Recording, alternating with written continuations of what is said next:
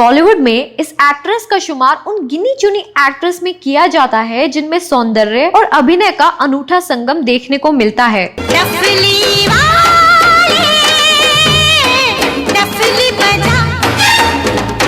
महान फिल्मकार सत्यजीत रे इस एक्ट्रेस की सुंदरता और एक्टिंग से इतने अधिक प्रभावित हुए थे कि उन्होंने इन्हें विश्व की सुंदरतम महिलाओं में से एक माना था।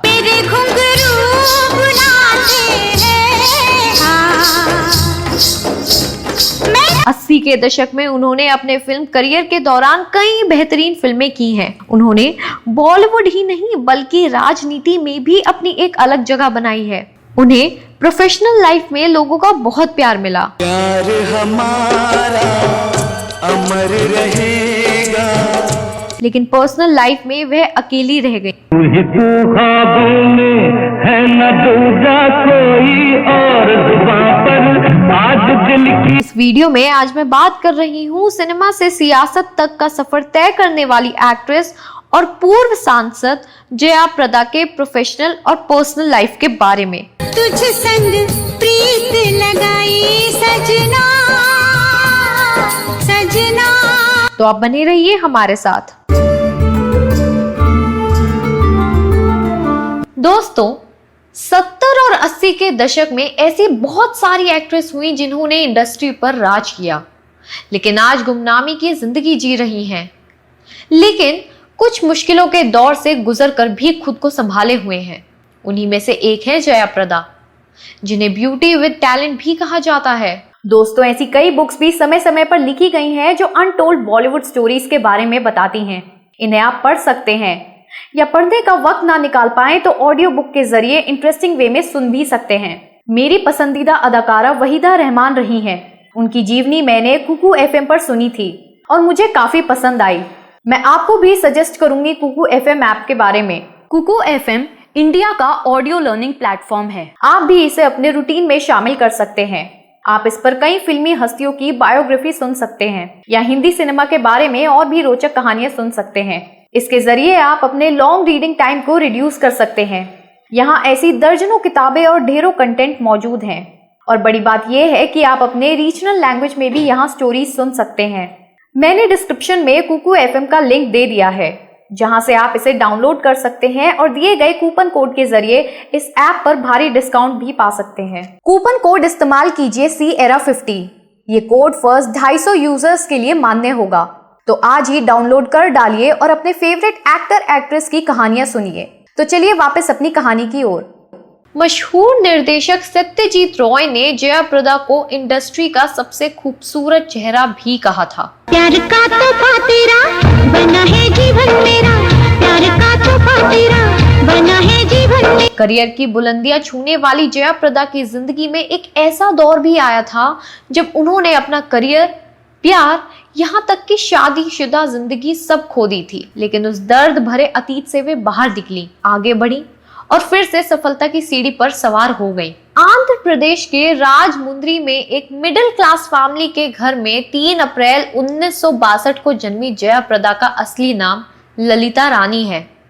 उनके पिता कृष्ण राव एक फिल्म फाइनेंसर थे और उनकी माँ एक हाउसवाइफ थी। छोटे से शहर की ये लड़की बचपन से ही डॉक्टर बनने के सपने देखती थी। वह सिर्फ 7 साल की थी तब माँ ने स्कूल के साथ साथ उन्हें नृत्य और संगीत की शिक्षा दिलवानी भी शुरू कर दी थी। 15 साल की उम्र से पहले ही वह क्लासिकल डांस में बहुत निपुण हो गई थी। बरसात में जब आएगा सावन का महीना, सावन का महीना, सावन। लेकिन इससे पहले कि जब वह सिर्फ 14 साल की थी तब उन्होंने अपने स्कूल के एनुअल फंक्शन में एक डांस प्रस्तुत किया। दर्शकों में एक फिल्म निर्देशक भी शामिल थे और उन्होंने जया प्रदा से तेलुगु फिल्म भूमि कोसम में 3 मिनट का नृत्य परफॉर्म करने की पेशकश की। हालांकि पहले वह फिल्मों में काम करने से घबरा रही थी, लेकिन परिवार ने उन्हें प्रोत्साहित किया तो उन्होंने बहुत अच्छा परफॉर्म किया। साजन को बना लूंगी अंगूठी का नगीना,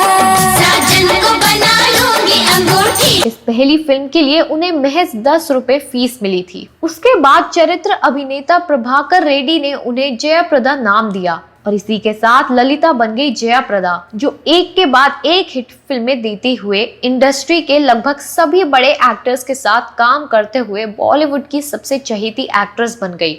जया प्रदा ने साल 1979 में फिल्म सरगम से बॉलीवुड में अपनी एंट्री की थी। ये उस वक्त की ब्लॉकबस्टर फिल्मों में से एक थी। डफली वाले, डफली बजा। इस फिल्म की शुरुआती दिनों में उन्हें हिंदी बोलने में काफी दिक्कतों का सामना करना पड़ा था। उसके बाद उन्होंने हिंदी भाषा को और अच्छे से जानने के लिए हिंदी का अभ्यास करना शुरू कर दिया था। साल 1982 में निर्देशक के विश्वनाथ ने कामचोर नाम की फिल्म से दोबारा बॉलीवुड में लॉन्च किया, जिसमें उन्होंने पहली बार धारा प्रवाह हिंदी बोली। उन्होंने उस समय के लगभग सभी शीर्ष अभिनेताओं के साथ काम किया। अमिताभ बच्चन के साथ तो उन्होंने जो भी फिल्में की वो सभी हिट रही। जया प्रदा और अमिताभ बच्चन ने फिल्म शराबी, गंगा जमुना सरस्वती, आज का अर्जुन, इंसानियत और इंद्रजीत समेत कई फिल्मों में काम किया। मेरी खिल गई जवानी, ये तेरी मेहरबानी, तुझे दिल से अपना माना, तूने जो कही। एक फिल्म की शूटिंग के दौरान वो छेड़खानी की भी शिकार हुई थी। दरअसल एक सीन शूट करते वक्त उनके को स्टार दिलीप ताहिल ने उन्हें कसकर पकड़ लिया था। खुद को दिलीप ताहिल के चंगुल से बचाने के लिए जया प्रदा ने जोरदार थप्पड़ जड़ दिया था। इस घटना से वहां मौजूद सभी लोग सुन रह गए थे।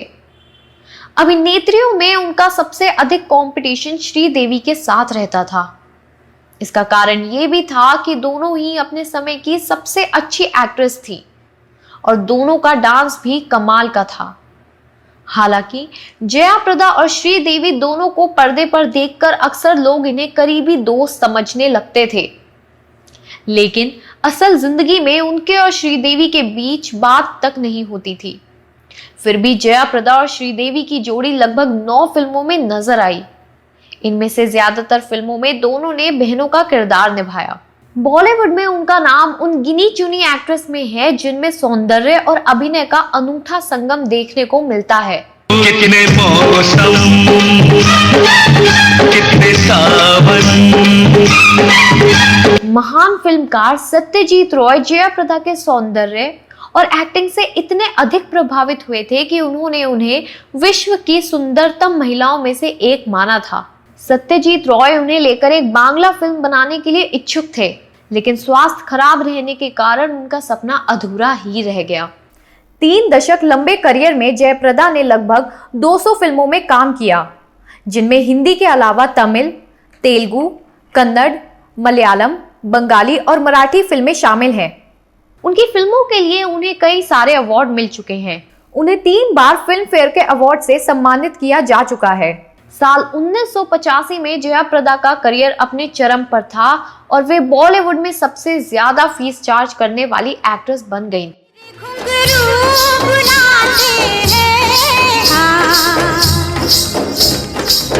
इसी दौरान वे इनकम टैक्स विभाग के रडार पर आईं और बड़े पैमाने में उनका पैसा जब्त हो गया। बस यहीं से शुरू हुई जया प्रदा की जिंदगी में मुश्किलों का दौर। हालांकि इस मुश्किल दौर में फिल्म प्रोड्यूसर श्रीकांत नाहटा ने उनका साथ दिया। उस वक्त उन्हें फाइनेंशियल और इमोशनल सपोर्ट श्रीकांत नाहटा से ही मिली। धीरे धीरे जया प्रदा और श्रीकांत नाहटा एक दूसरे के करीब आ गए, इतना करीब कि जया प्रदा ने 3 बच्चों के पिता श्रीकांत से 1986 में शादी कर ली। बॉलीवुड में दूसरी शादी कोई हैरानी की बात नहीं है, लेकिन श्रीकांत नाहटा और जया प्रदा ने जो किया था वो चौंकाने वाला था। दरअसल श्रीकांत नाहटा ने अपनी पहली पत्नी को तलाक दिए बिना ही जया प्रदा से दूसरी शादी कर ली थी। इसी वजह से जया प्रदा को दूसरी महिला का ठप्पा मिल गया था। शादी के बाद जया प्रदा की असली परेशानी शुरू हुई। श्रीकांत नाहटा की पहली पत्नी चंद्रा नाहटा ने श्रीकांत को तलाक देने से साफ इनकार कर दिया। इसके अलावा उन्होंने जया प्रदा के साथ मारपीट भी की। श्रीकांत ने इस लड़ाई पर एक तरह से तटस्थ रुख अपनाया, या एक तरह से ये भी कह सकते हैं